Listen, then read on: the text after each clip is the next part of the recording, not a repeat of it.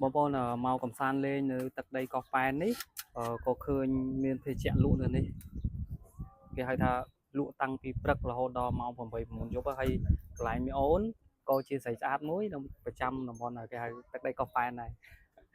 ភេសជ្ជៈមានគ្រប់មុខពេលដែលយើងធ្វើដំណើរឆ្លងស្ពានមកគឺនៅខាងស្ដាំដៃហ្នឹងតែម្ដងហើយអញ្ចឹងបងប្អូនអាចញ៉ាំបានភេសជ្ជៈនៅនឹងច្រើនណាកំងញ៉ាំអីក៏បានដែរភេសជ្ជៈឆ្ងាញ់ហើយអ្នកលក់ស្អាតទៀត